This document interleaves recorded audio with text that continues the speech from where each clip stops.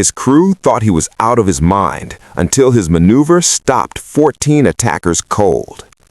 It was early 1944, and the skies over Europe had become one of the deadliest battlefields of World War II. Every day, Allied bombers pushed deeper into German territory, and every day, the Luftwaffe fought desperately to stop them. Survival in the air depended not only on firepower, but on nerve, timing, and decisions made in seconds. That morning, a B-17 flying fortress known as Iron Mercy lifted off from an airfield in southern England.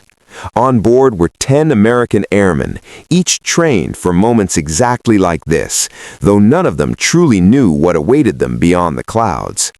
Their mission was straightforward on paper: strike a key industrial target in Germany and return home. But no mission over enemy territory was ever truly simple.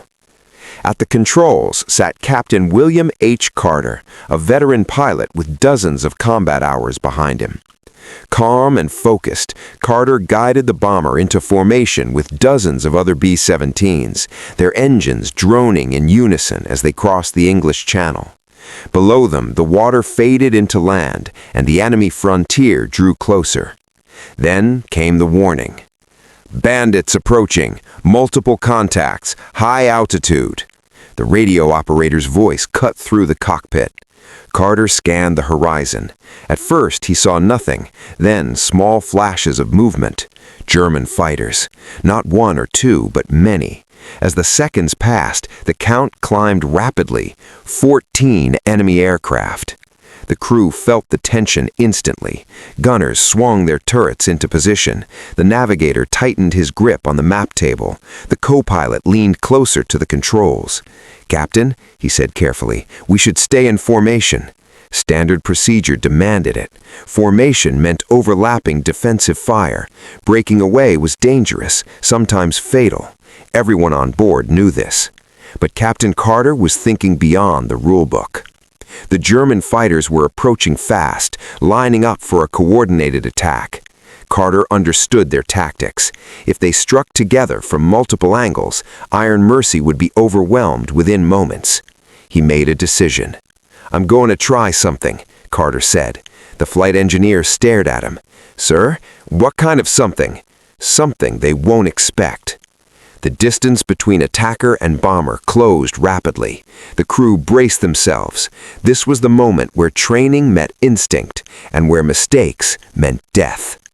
Captain Carter tightened his grip on the controls, and then, instead of holding course, he did something no one on board believed was possible. Captain Carter slammed the control column forward. The B-17 Iron Mercy dropped suddenly, its nose tipping toward the earth at a steep angle. Inside the aircraft, gravity vanished for a split second. Loose equipment rattled. One of the gunners shouted as his harness pulled tight across his chest. "What the hell are we doing?" someone yelled over the intercom. B-17 bombers were not fighters. They were heavy, slow, and built to fly steady, not dive aggressively. Every training manual warned against sharp descents at high altitude. The wings could shear, the airframe could fail. Yet Carter pushed the aircraft harder than anyone thought safe. The German pilots attacking from above had expected a predictable target, a bomber holding course, guns blazing, easy to bracket from multiple angles. Instead, Iron Mercy vanished beneath them. The Luftwaffe formation broke apart instantly. 2 fighters overshot their firing run. Another 3 struggled to adjust their dive speed.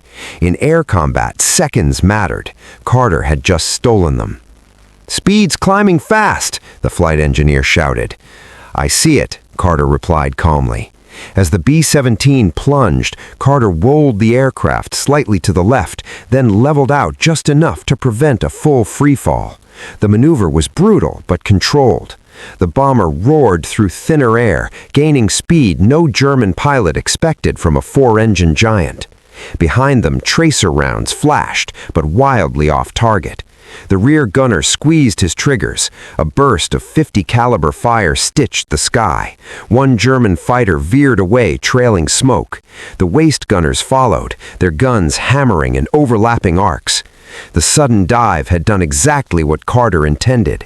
The attackers were no longer a single coordinated pack.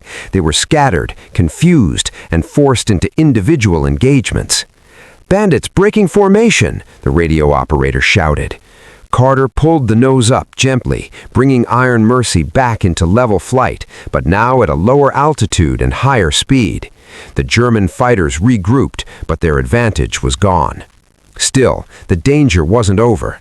The Luftwaffe pilots adapted quickly. 4 fighters swung wide, attempting a frontal assault, a deadly tactic designed to punch straight through the cockpit and engines. "Front attack coming in," the nose gunner warned. Carter clenched his jaw. The riskiest part was still ahead. He had one move left.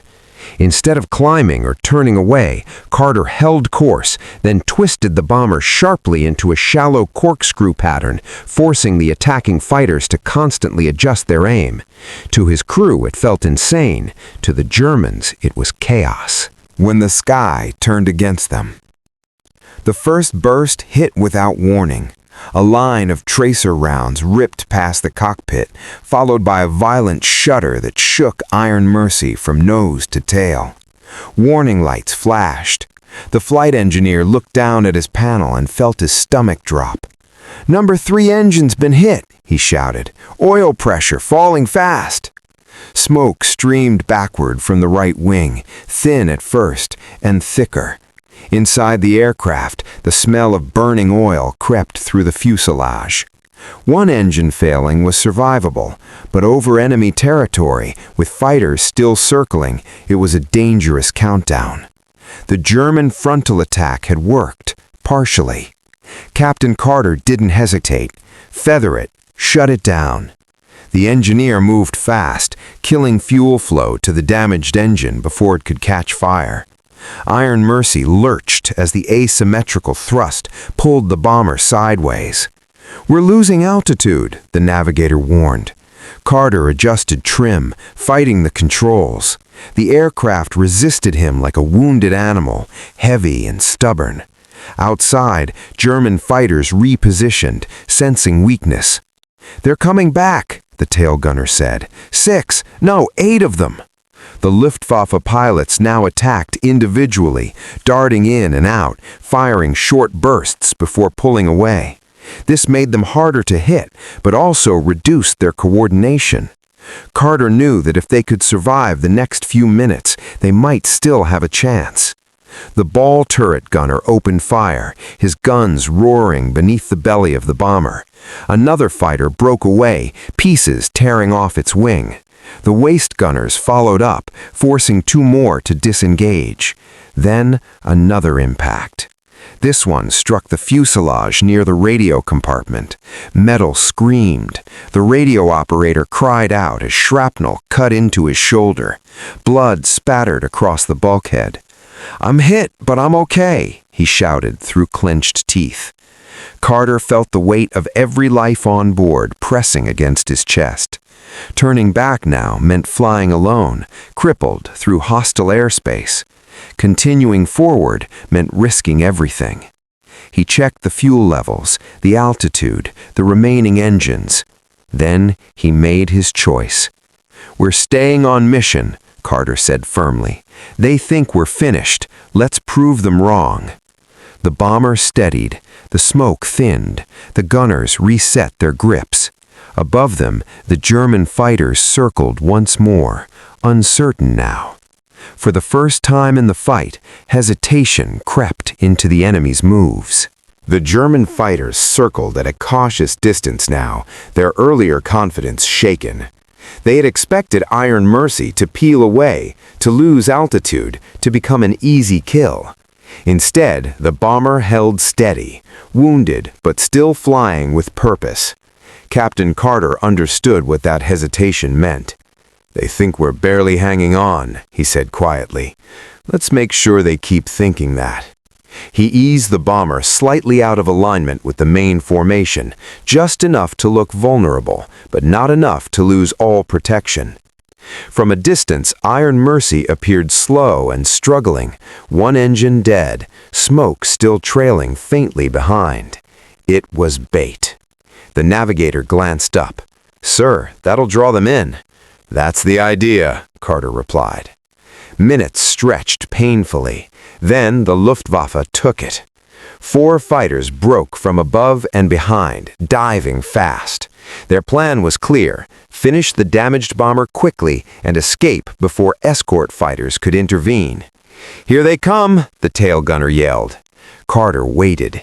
He let the enemy close, closer than any manual would recommend. The distance shrank from hundreds of yards to just seconds of flight time. "Hold fire," Carter ordered. The gunners froze, fingers tight on triggers. The German fighters lined up perfectly, convinced the bomber had no fight left. "Now!" Carter shouted.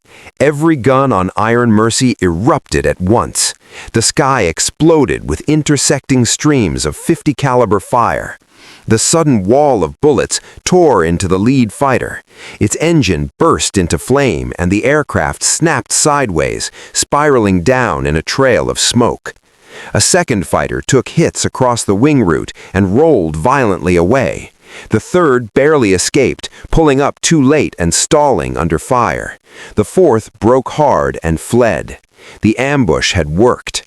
Cheers erupted inside the bomber, but they were short-lived. More fighters remained, and now they were angry. A Messerschmitt streaked in from below, firing upward. Rounds punched through the belly of the aircraft, narrowly missing the ball turret gunner. "Jesus, too close!" he shouted. Carter clenched his jaw again. He'd brought time, not safety. Then a new voice crackled over the radio. Urgent, sharp, American. "Bomber at grid position. This is P-51 escort. We see you." Carter's heart jumped. Escort fighters. The German pilot saw them too. Silver shapes slicing through the clouds at incredible speed. The balance of the fight was shifting, fast. But the Luftwaffe still had numbers. The next few moments would decide everything. The first P-51 Mustang burst through the clouds like a silver blade. Its engine screamed as it dove straight into the swarm of German fighters circling Iron Mercy. A second Mustang followed, then a third. The escorts had arrived. Not a full squadron, but enough to change the fight. "Mustangs on our 6!" the radio operator shouted, his wounded shoulder forgotten. The Luftwaffe pilots reacted instantly. Some broke away to engage the new threat. Others tried to finish the bomber before losing their chance. One German fighter lined up for a final pass on Iron Mercy's cockpit. Before it could fire, a P-51 slid in behind it and opened up. The German aircraft exploded mid-air, fragments scattering across the sky. Inside the bomber, the crew watched in stunned silence. Captain Carter exhaled slowly. For the first time since the attack began, he allowed himself a moment of hope. But the battle was far from over. The sky turned chaotic. Fighters twisted and climbed, contrails slicing across one another. Machine gun fire flashed in every direction. Above and below, aircraft chased, fired, and vanished into clouds. Iron Mercy pressed on, engines straining. With one engine gone, the bomber lagged slightly behind the formation, but Carter kept it steady, refusing to lose altitude. The tail gunner tracked a Messerschmitt, attempting to escape the dogfight and re-attack the bomber. He fired a long burst. The enemy fighter shuddered, then peeled away, trailing smoke. "Got him!" the gunner shouted. One of the Mustangs radioed in. "Bomber Iron Mercy, stay steady. We've got your cover." Carter acknowledged, his voice calm but firm. "Appreciate it. We're still mission capable." Minutes passed that felt like hours. One by one, the remaining German fighters disengaged, diving away toward the horizon. Fuel was low, ammunition was running out, and now they were outnumbered. Silence slowly returned to the skies. The crew of Iron Mercy exchanged exhausted glances. Hands trembled, sweat soaked flight suits. Some men laughed weakly, others simply stared ahead, processing the fact that they were still alive. But Carter knew better than to relax. They were deep inside enemy territory. The target still lay ahead, and getting home would be another battle entirely. "All right, men," Carter said over the intercom, "we're not done yet." The bomber turned slightly, rejoining the formation. Ahead, through broken clouds, the industrial heart of Germany waited. The target came into view just after noon. Below Iron Mercy, the German industrial complex spread across the landscape. Factories, rail yards, smokestacks, and storage depots feeding the war machine. Black puffs of flak already dotted the sky as anti-aircraft guns opened fire on the approaching bomber stream. "Flak ahead," the navigator warned. "Heavy concentrations."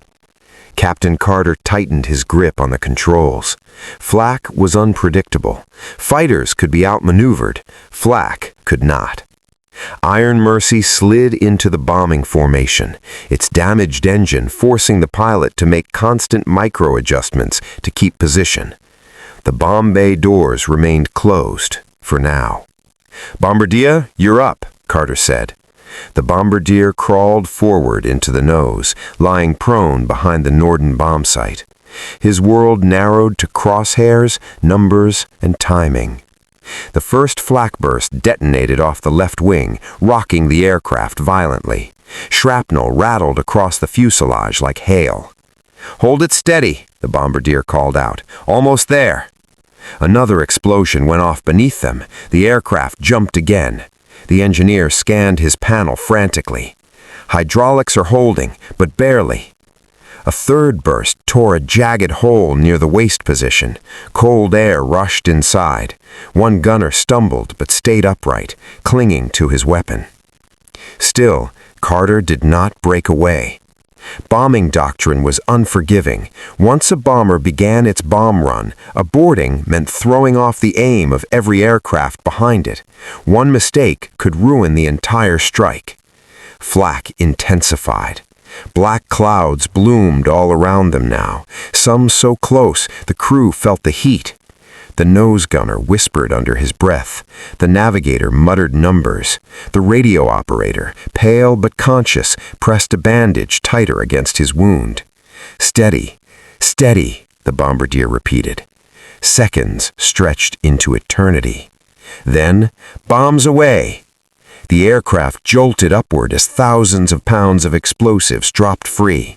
Carter pulled gently on the controls, guiding Iron Mercy out of the flak corridor as the bomb bay doors slammed shut. Below, explosions began to ripple across the target. Fires erupted, smoke rose in thick columns. The mission objective had been achieved, but celebration was impossible. The flak had taken its toll. Fuel was leaking from a punctured line, control cables felt sluggish, and enemy territory still stretched for hundreds of miles ahead. "Captain," the engineer said quietly, "we're not going to make it home at this rate." Carter stared forward, calculating distances, wind, and remaining fuel. "Then we find another way," he replied. Iron Mercy turned west, limping away from the target. The bomber had survived fighters and flak, but the damage was now impossible to ignore. Fuel pressure continued to drop. Control response felt sluggish, as if the aircraft were fighting every movement. Captain Carter ran the numbers again in his head. Even at reduced power, the remaining 3 engines were burning fuel faster than expected. The leak wasn't catastrophic, but it was steady. At this rate, the bomber would run dry long before reaching the English Channel. The navigator finally spoke the thought everyone was avoiding. "Sir, we won't make England." The words hung in the air. No one argued, no one questioned him. They all knew it. Carter nodded slowly. "Options?" The navigator traced a line on his map. "Neutral territory to the south. Switzerland is the closest. but that means crossing more German airspace and the Alps. Landing in Switzerland meant internment. The war would be over for them. No more missions, no glory, just survival. Crashing in Germany meant capture, or worse. The crew waited. Captain Carter had led them through hell already. Whatever he decided, they would follow. "We head south," Carter said at last. "Neutral ground. It's our best chance." A quiet wave of relief passed through the bomber. It wasn't victory, but it was hope. Iron Mercy banked gently, turning away from the main bomber stream, alone again. Below, the landscape changed. Industrial sprawl gave way to farmland, then rolling hills. Flak faded behind them. For a while, the sky was eerily calm. Too calm. "Contacts!" the radio operator shouted suddenly. 2, no 3 fighters approaching from the east." German aircraft. Low on fuel, damaged and without escort, Iron Mercy was the perfect target once more. Carter tightened his jaw. "Gunners, ready." The fighters closed in, probing, testing. One made a high-speed pass but didn't fire. Another circled wide, staying just out of range. They were cautious now. Then, unexpectedly, they pulled back. "Why aren't they attacking?" the co-pilot asked. Carter stared ahead. "Because we're not worth the fuel," he said quietly. "Or they think we're already dead." Either way, Carter wasn't going to push his luck. Hours later, jagged white peaks appeared on the horizon. The Alps. Clouds thickened. Turbulence rocked the bomber. Icing began to form along the wings. "Altitude's going to be tight," the engineer warned. Carter nodded. "We'll thread the needle." Iron Mercy climbed slowly, engines groaning, inching toward safety. One engine coughed, then another. The margin for error vanished. The Alps rose beneath Iron Mercy like a wall of stone and ice. Snow-covered peaks cut through the clouds, towering higher than anything the crew had faced all day. The bomber climbed slowly, painfully, its engines straining against thinning air and mounting damage. "Cylinder head temperature spiking," the flight engineer warned. "We're pushing them too hard." Captain Carter knew it. He could feel it in the controls, each adjustment heavier than the last. The aircraft had been designed to cruise high and steady, not claw its way over mountains on 3 wounded engines. Icing worsened. Frost crept along the wings, dulling lift. The de-icing boots fought back, inflating and deflating, but the cold was relentless. "Airspeed dropping," the co-pilot said. Carter eased the nose down slightly, trading altitude for speed. Too much, and they'd slam into the mountains. Too little, and the bomber would stall. The crew fell silent, each man staring at instruments, windows, or nothing at all. Then one engine sputtered. Just once, but it was enough. "Number 2 is coughing," the engineer said, voice tight. "Fuel feed's unstable." Captain Carter made a decision instantly. "Reduce power, we're not forcing it." The bomber began to sink. Snowy rock filled the windshield. "Peak dead ahead," the navigator called out. "We're not going to clear it." Carter banked left, skimming along the ridgeline, missing the rocks by what felt like feet. Turbulence slammed the aircraft, tossing men against harnesses. A gunner shouted a prayer. Then, through a break in the clouds, the terrain dropped away. A valley opened beneath them. Iron Mercy surged forward, descending into safer air. The engines steadied. The worst was behind them. For the first time in hours, Carter allowed himself a breath. "Switzerland should be just ahead," the navigator said. But fate wasn't finished yet. As they crossed into neutral airspace, warning lights flickered again. The landing gear indicator blinked, then went dark. "Landing gear systems damaged," the engineer said grimly. "It may not deploy." Carter nodded slowly. They had escaped enemy guns. They had survived the mountains. Now they faced the hardest landing of their lives. Iron Mercy circled over a narrow valley in Switzerland. The terrain was jagged, unforgiving, and the crew knew that any mistake could turn their bomber into wreckage. "Runway's only about 1,000 meters," the navigator warned, "and it's sloped." Captain Carter nodded, scanning the strip of tarmac below, barely wide enough for a fighter, let alone a 4-engine bomber.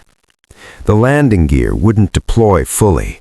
The engineers tried emergency systems, pumps whirring and circuits clicking, but the main gears stayed stubbornly up. "Looks like a belly landing," Carter muttered. His voice was calm, but his jaw was tight. The crew braced themselves.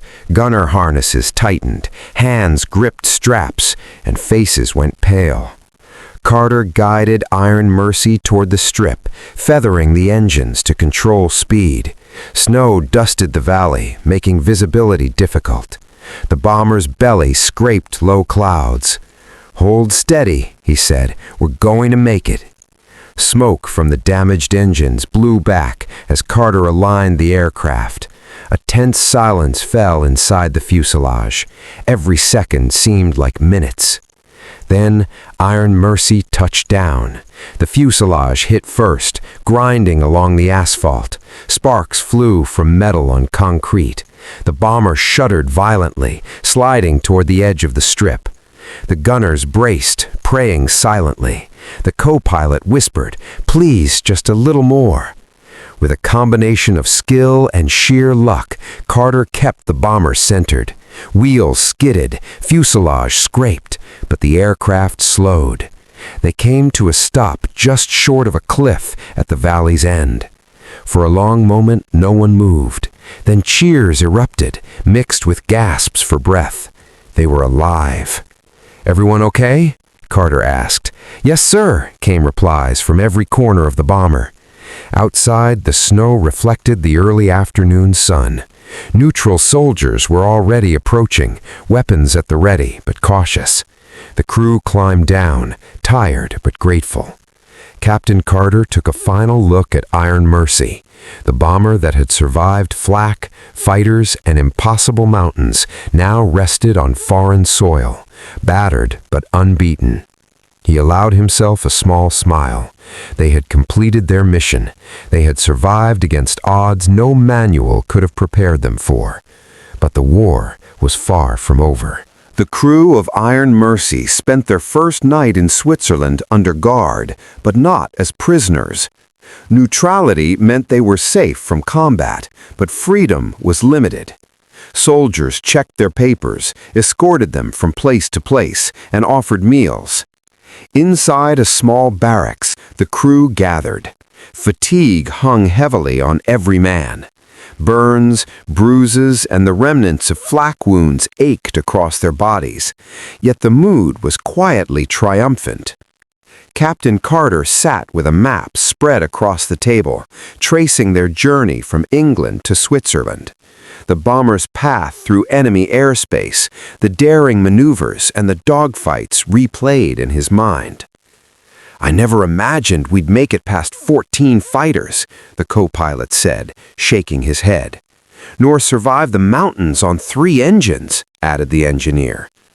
Gunners checked and cleaned their weapons absent-mindedly, their hands trembling less than hours before. The bombardier stared out a window, recalling the precision that had dropped their payload on the German industrial target. Every calculation, every second mattered. For many of them, it wasn't just the physical challenge. They had faced the mental strain of combat decisions no training could replicate. And through it all, Carter's calm judgment had been the anchor. Later, Carter stood outside, looking at Iron Mercy resting in the snow. He touched the cold metal gently. "You did good, old girl," he murmured. The crew realized that survival wasn't just luck, it was instinct, courage, and the unshakable trust they had in each other. What had seemed like impossible odds had been overcome by quick thinking and unity. As night fell over the valley, lights glimmering in the distance, the men knew that the war continued. Their story was one of survival, skill, and sheer nerve, but it was far from over. After weeks of internment, paperwork, and repairs to Iron Mercy, the crew finally prepared to return to England. The bomber had been patched and tested, though scars of the mission remained visible, scrapes, dents, and the faint burn marks of flak on its fuselage. Captain Carter addressed the crew before departure. "We've survived what most men wouldn't. Today we return, not just as survivors, but as airmen who understand what it takes to live and fight." The flight back over the Alps was tense but uneventful. Each man carried a silent respect for the bomber that had carried them through impossible odds and a deeper awareness of their own resilience. Once over friendly airspace, Iron Mercy rejoined the bomber formation. Though the mission was behind them, lessons lingered. Courage sometimes meant taking risks no manual would endorse.